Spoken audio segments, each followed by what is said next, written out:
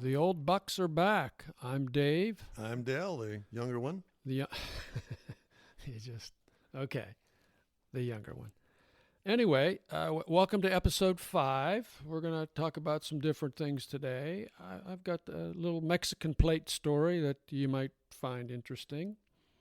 Dale's going to talk about the funniest thing that he's ever read.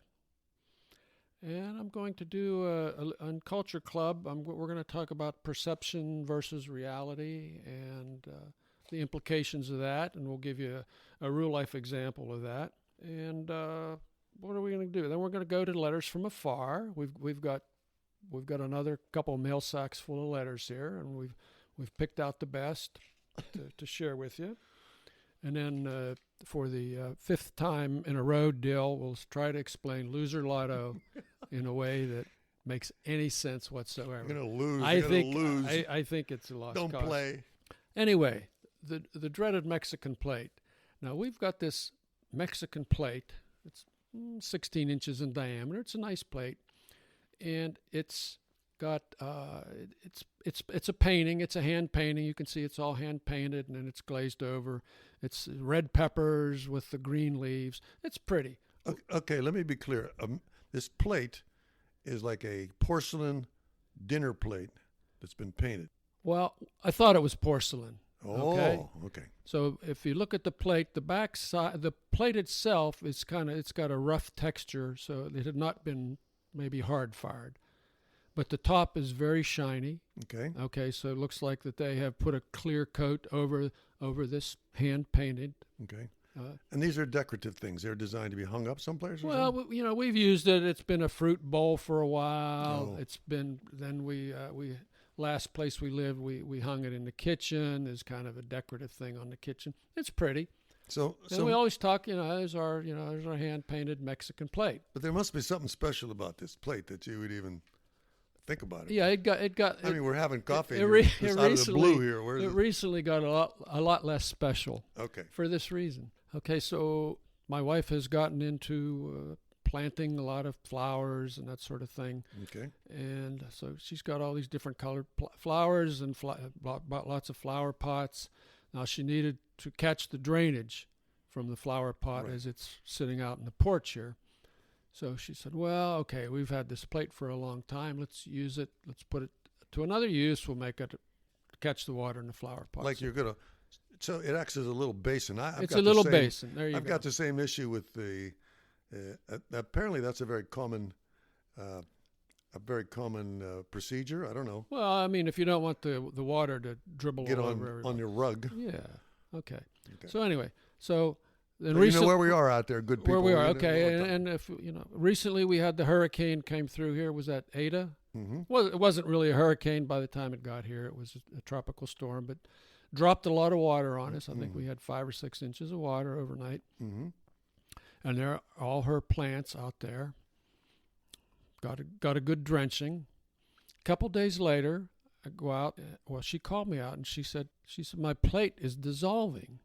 I said, what do you mean it's dissolving? So we picked up the flower pot, picked up the plate. Half of the plate had dissolved, and it's now stuck to the floor on the porch.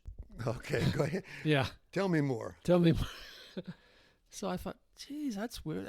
This thing wasn't even fired, it looks like. So I picked the plate up, and it kind of folds in half. Not only does it fold in half, the painting comes off of the top of it. It was not hand painted. This was a piece of vinyl wallpaper that was glued to a piece of plaster. The plaster dissolved in the rain. Nothing to hold the wallpaper together. The wallpaper collapses in my hand. So this is one of those things where I wished I'd have thought of that. So you could get a piece of wallpaper, and actually you could get a lot of designs on wallpaper. A lot of designs on wallpaper, and all you got to do is cover it up, put some shellac on it, and pawn it off as a plate. There you go. A hand-painted plate. Yeah. So there's, no offense to Mexico here. I was just. Where'd you get that? Where did you get it? We've had it for 1,000 years. I don't know where we got it, but it's gone from house to house with us, and now it's in the trash, unfortunately. So that's all those years you thought you had a we Picasso thought and it wasn't. we had a Mexican Picasso hand painted. Isn't it pretty? We'd point it out there. Look at this pretty paint. You know, I was telling this is the sad part. I was telling my son this story the other day. He said, "Oh, I saw the same one in Target the other day." So there it is. So that's how they do it. You just get a little plaster, cover with some wallpaper, put a little shiny surface on it, and pawn it off as a hand painted genuine whatever. Yeah, it just didn't seem fair. I've been lied to all these years. But if it was still on your wall, if you'd put it in the garage, oh yeah, it'd be it'd fine. still be It'd be still be fine. there We could fine. still We'd be talk about commenting. it. We could still be deluded that it was real. There's a lot of things that end up like that. I'm thinking of things that you had an intention for it, and for some reason one day you decided to use it for something else, like maybe you were decided to paint, and you were in your good shoes, and then very shortly after that they become painting shoes. Where you go out and I got a lot of painting shoes, painting shorts. Yeah, with your painting expensive shirts. sneakers out in the mud, and all of a sudden they become work clothes. All right. Okay. Well, I guess that's enough picking on the Mexican plate. Let's talk about. That was semi-interesting, that. It was semi at best, apparently. So we're going to apologize to everybody in Riyadh and Israel and anybody else that may listen to that. Yeah. So let's talk about funny stuff. You mentioned that you wanted to mention the funniest thing you've ever read. Okay. What is that? Tell us about. Okay. Let me clarify that. I'm saying the funniest thing you ever read, meaning that you read something that was so funny that it stuck with you for whatever reason. It could be an article, it could have been an essay, it could have been a book, it could have been something that it just always hung with you for a number of years. And we got enough years on us that this thing has stuck with me for years. I'm not talking about something you saw, because there's funny stuff out there all the time. You're talking about something you read. Something you read that stayed with you, not a skit on television, because there's, basically, I'll give you an example. Some of the humor in I Love Lucy or Friends or one of those sitcoms, a lot of that humor is just the variation of a theme. But this was an original funny piece. I'm going to tell you what it was shortly, but I'm asking. Shortly? Yeah, we'll get to it. I'm getting older here. But anybody listening, think about that. If you're listening, is there a piece? I'm asking you.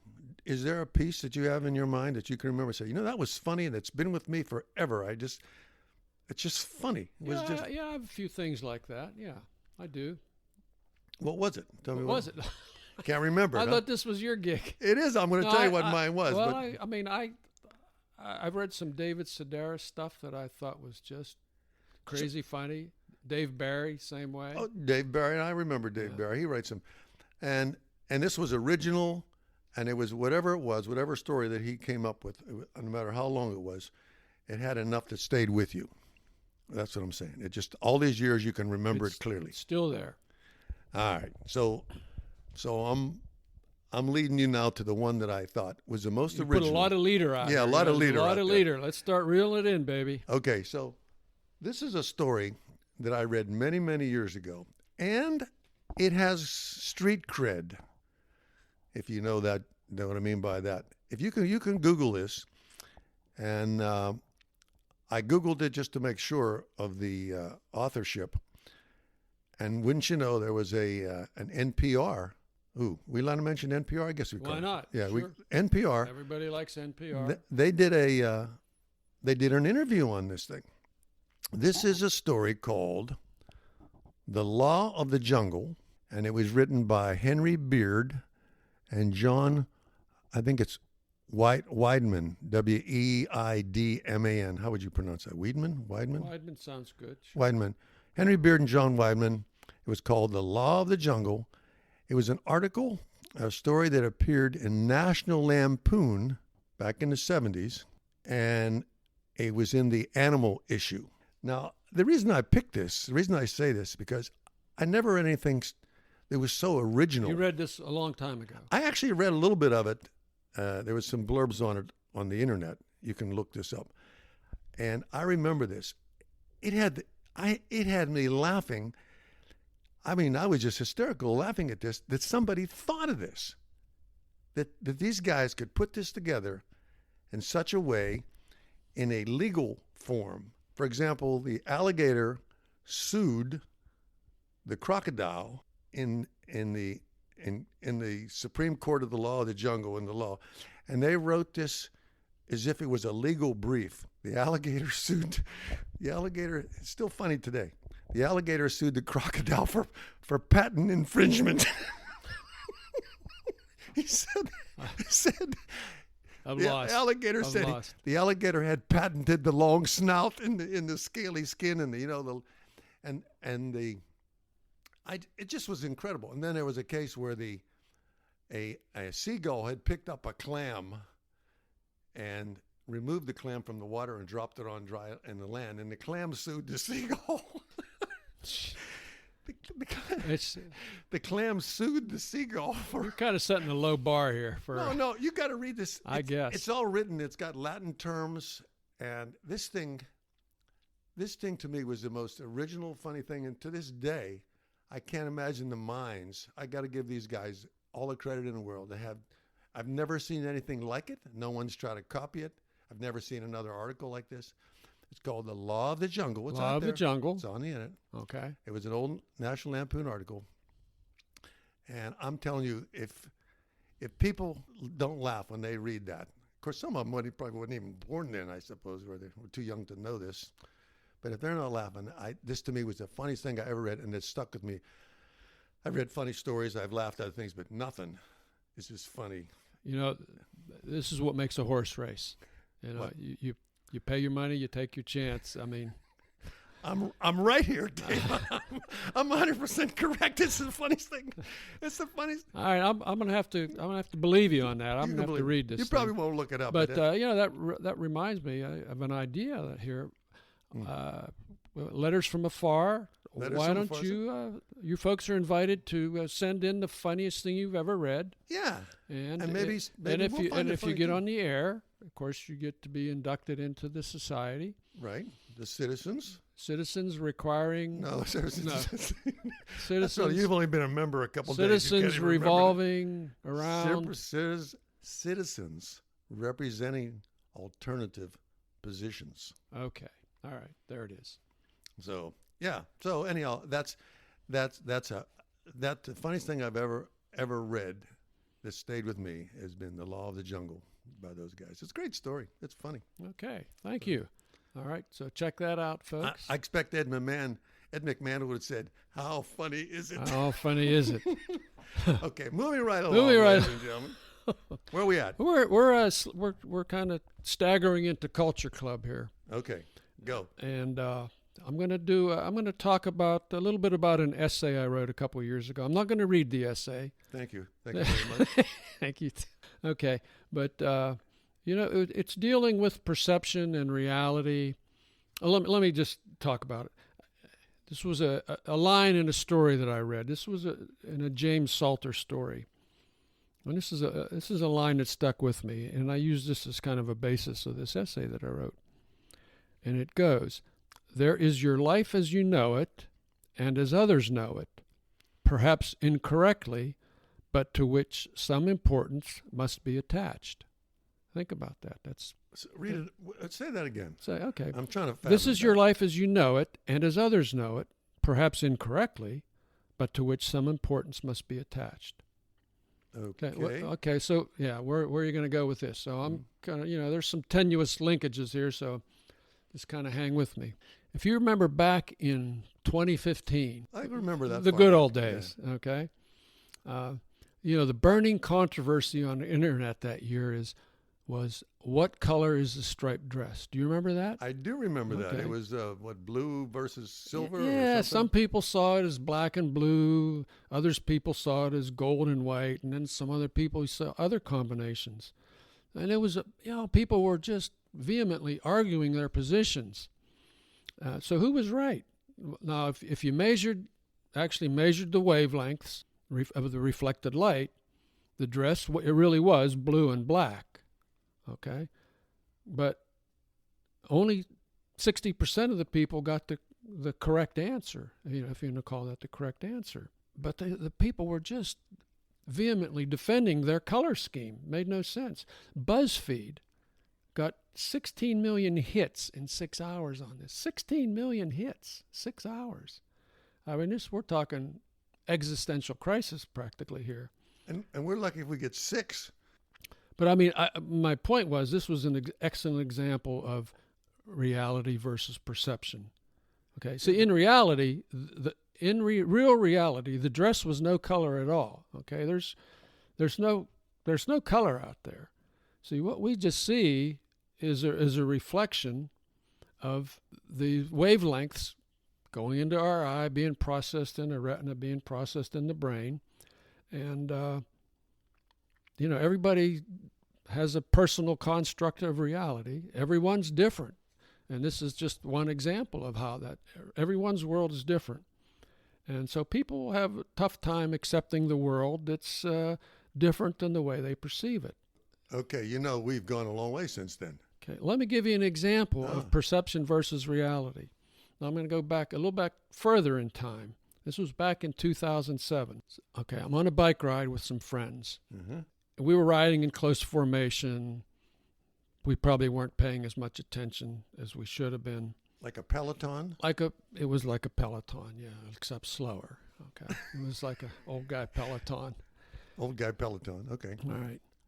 So I heard and I was messing with my computer. It was acting up, so my head's down. I hear somebody yell. I look up. The guys in front of me are weaving. A guy had stepped out on the road in front of us. Mm-hmm. Okay, and we're weaving, and he's got his back to us. So we're weaving to get around him, and I think, I'm just making it around, and he moves sideways, and we collided.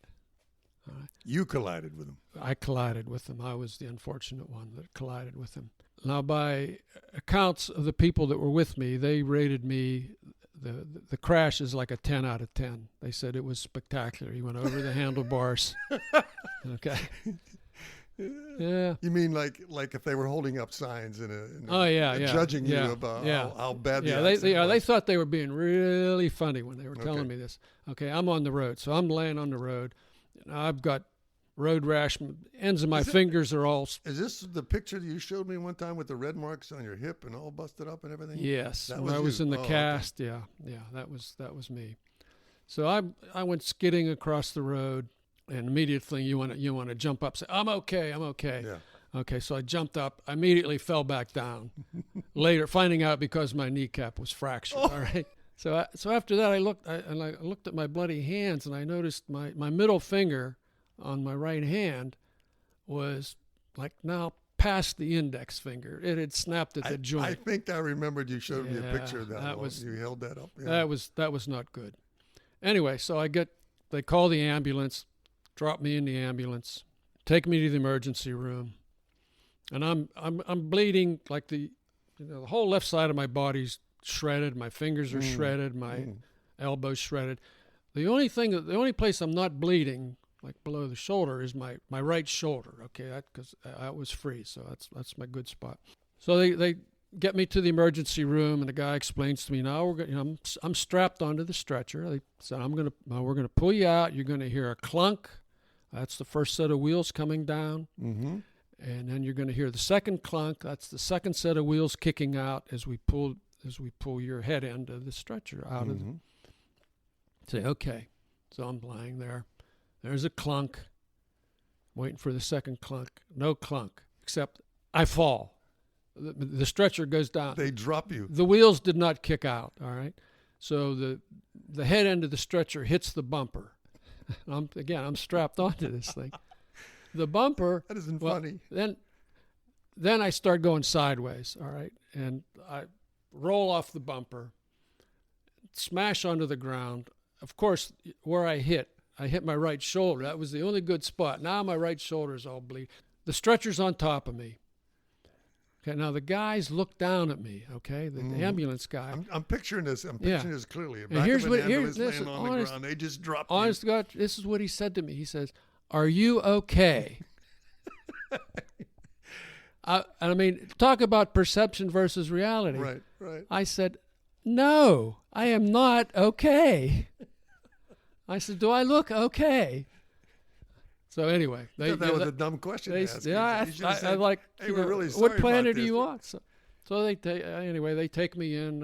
I'm getting ministered and getting patched up here and there, and taking X-rays and finding broken bones and resetting my finger and blah blah blah. The ambulance guys keep coming in to the hospital, and he says, "Are you okay now?" Oh, I know why he was. Are you okay now? Yeah. I said, "Yeah, I'm okay." And you handed them the card with the attorney's So name so I said, "Okay, bye," and they sent me a bill for $500. Thank you very much. So thank you very much. You're okay. Do you ever, talking about that perception, you ever met your friend or someone you know in the emergency room or in the doctor's office? And it's like, "How you doing?" And you're going, "Hey, we're both in an emergency room. How do you think I'm doing? possibly Yeah, doing there?" exactly. Yeah, How do you we're think in I'm trouble. doing? Yeah. Well, So that's a little bit of perception neuroscience for the day. Yeah. but And how the real world examples of it. the science to that, I was watching, of course, everything's on television today or on the internet. I was watching television on public television, and it had to do with the brain and how they can trick your brain. And they started to talk about stuff like that, how they said the mind just does not see this color. You can put this color and that. They're showing you all these combinations. That's And what I I'm said- talking about. Yeah, and you're thinking, holy smokes, no wonder nobody can figure these things out. It's like the reality is this, but your mind just will not process it that way. And if it does, did you ever look at those pictures that are just like a bunch of little black dots, and then you stare at it long enough, then you can see the depth in it? Can you do them? I can do those. Yeah, I've got the trick. You've got I to can do that. look past them. I can do Gotta them look too. past them. I have ability. I can quickly sort of analyze that. Other people can stare at that all day and never see it. Anyhow, so that's reality versus perception. that's So my the reality is we're two old bucks. The perception is we're very clever. The reality is sometimes we're very not. very clumsy. So Anyhow, moving right along. moving right along. I think we're going to slip right on to Letters From Afar here. Okay, go, buddy. So the first letter from afar, and again, thank you very much. This comes from Joel from Mayaca City. Mayaca City, one big, of the big metropolis. metropolis here Yeah, in big Florida. metropolis. Yes. So he says, as I obviously have too much free time on my hands, I used the miracle of Google to search for uses of old Tidy Cat containers. Voila!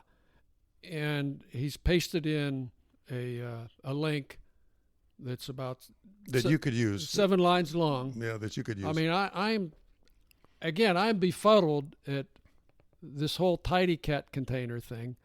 I'm further and further out on the edge of the distribution here on this thing. I can't believe it. So anyway, he gives us instructions on all these uses, and he goes on. He says this was fun and educational all at once, and he continues. And hey, thanks for introducing me to Alan Lightman's work. Keep on trucking, Joel. So Joel really had an interest. What caught his or piqued his curiosity was your mention of the free Tidy Cat containers, and all of a sudden the various uses. Yeah, I'm astounded. I am a bit astounded myself. I mean, we got a letter from another guy. I don't have time to read it here. They can only do so many, but he sent us instructions on how to use the big Tidy Cat, like the the big 5-gallon square, jobs. the big Yeah, square, yeah. how to convert them into panniers for your bicycle. So I mean, There you go. There's a whole, There this you is go. like a religion that's starting here. And back in the day, we would have never known those things unless we saw it in your neighborhood or somebody. Yeah. That homeless person had it tacked to Yeah. his bike, and you'd No, say, "Look at yeah, that! Look yeah. at that! A very clever way to carry all your possessions is 2 Tidy Cat containers." Now, I want to point out. Now, this is the third letter that Joel has sent us. Now, Oh, Joel, let's induct him. I think that's what he's going for. I think he's kind of jockeying for an induction into the society here. So, shall we vote? Joel, you Thumbs are up. voted in. All right, Joel, 2 you got thumbs 2 up. thumbs up. You are now a member You of are Citizens representing Citizens alternative positions. revolving around. No, I can never Citizens get it right. Anyway, representing alternative positions. okay. So Joel's There in. we go. I have another letter from afar. Carry on. Now, this is interesting. Comes from Thomas. Now, he signs the letter anonymous, okay? Yet, I got an email from him, so his real name is in the email. So he must have thought I'm not too smart. So, but anyhow, we'll call him anonymous. His name is either Thomas or Anonymous. Anonymous Thomas. This is Anonymous Thomas. Yeah, now it's a pretty long letter. I'm just going to read part of it. Yeah, shorten it up there says, for us. Dear old Bucks, some random thoughts. Ants. Great idea having them do the kitchen cleanup. There you go. Dell forgot to mention they are also a good source of protein. Uh-huh. So don't pick them off your sticky bun before you eat it. Oh. That's kind of good advice. I mean, have you ever you've eaten ants? Well, I know you've eaten ants because you told me. I ate them. I don't know how many was on there, but I ate the I've sticky eaten buns. chocolate covered ants. Most people won't do that. They're just, they're crunchy. And then he talks about the ambitious violet, the story that I read. He says, inspiring story. However, don't forget about those of us who have spent a lifetime striving for mediocrity. You got to like this guy. I like him I'm already. kind of warming up to him. He says, ambition isn't a gift granted to everyone. Okay, makes sense. Yeah, you're looking at one, right? There we go. You're Yeah. looking at me. Right. I had no ambition. Thomas, you've kind of labeled yourself here. I mean, I believe nobody should get a serious job until they're at least 55. And you are living And proof. I'm living proof.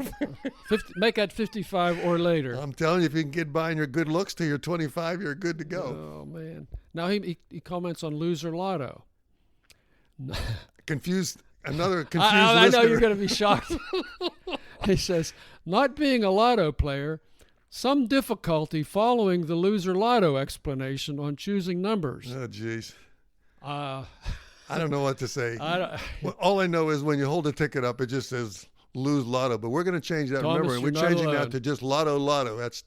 That's all it says on there. And Lotto, then he gives lotto. us some. This guy has really dug into our episodes. I'm impressed. Oh. Now, Craigslist. He says, definitely do not take the free exam gloves. I mean, that's definitely good advice. So Good advice. and he's looking forward to future broadcasts, and he signs it anonymous, which is really Thomas. I would say we should induct him. we get 2 thumbs up? I'm Okay. telling you, he's And he's another from good citizen. I didn't tell you where he's from. He's from Cherokee, North Carolina. Cherokee Reservation, Cherokee, North Carolina.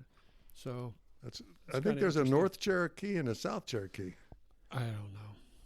Well, there's North Carolina and there's South Carolina, so I think that I'm pretty sure that's the way that goes. So anyhow, okay. So that's Thomas. So the Thomas, the welcome. society's growing. welcome to the society, buddy. You are Welcome to have you, Thomas. A member in good standing of citizens. You and Joel in the same representing day. So alternative positions. I think we have time for one more letter here. Do one more, We're and kind I'll- of bumping up. the And end we're of the about thing. you. I see you're giving me the signal. We ought to. Okay, now this one here, I've got one here from Evelyn Petrushka in Scott Haven, Pennsylvania. Okay, now she says, "Dear Click and Clack." So, Click. Evelyn, she may be old. She may be older than us. Anyway, she says, "I just bought a '99 Dodge and I really like the car. The only problem is the rear seat is missing. I don't know how I missed that when I test drove the car one dark and stormy night. Can you tell me where I can get a back seat?" You're making this up, Dave. No, listen. We have great respect for Click and Clack, the Tappet brothers, and they're our idols. So Well, I mean, you're making this one up. This one's completely. I can tell by your looking at you. all right, I didn't make that one up. I'm sorry. Still trying to get I'm rid sorry, of I it. That's just- because you went ahead and collected that '69 Dodge I back got the seat. back now seat. you got yeah. the back seat. I You're got to trying do flog something it with off it. on I'm trying to somebody. give it to Evelyn. Yeah. Get out of here. But I agree with you. Hats off to Click and Clack. They Yeah. really are our heroes. If we can be 1% as good as they are Yeah, the someday, Tappet brothers. That's good. then we will have lived good lives. So again, I apologize that. So Evelyn, There is no. since you're not a real apologize to person, them, since you're not a real person, Apologize to all the listeners Yeah, for making that one up. All right. So where are we? We're about ready to close I with think Loser we're Lotto. we're right around Another Loser explanation. Lotto time. So okay, this is where I kind of Okay, Loser Lotto time. Let me get my Loser Lotto ticket out, and I'm pretty sure. Let's see. We're gonna change the format on Loser Lotto. We're just going to have Lotto Lotto. Are we going to make it more complex? Is that? Now we're going to make it simpler. We're just going to use L, O, T, T, and O. And I started my ticket with on the first panel with 4, and then it's 4, 11, 18, 25, 26, and 27. No way that would ever hit. No, There's no way. That's a loser. And then O, we're going to go with 12, 18, 20, 25, 27, and 33. And you know, there's no way that the numbers would come up and make an O. So Lotto.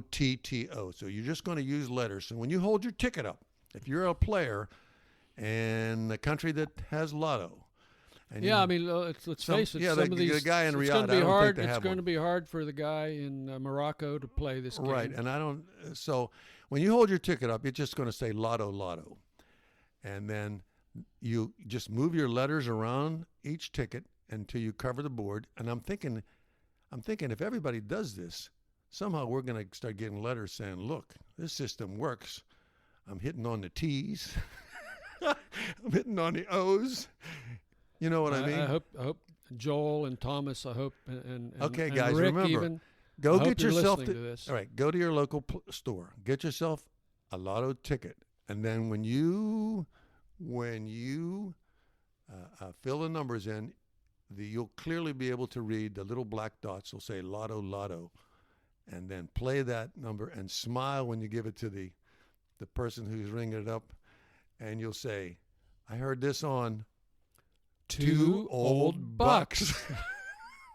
And with that, we bid you adieu again, Yes, friends. I'm goodbye. Dave, one of the old bucks. I'm Dale. All right. So long from the Two two old Bucks. bucks.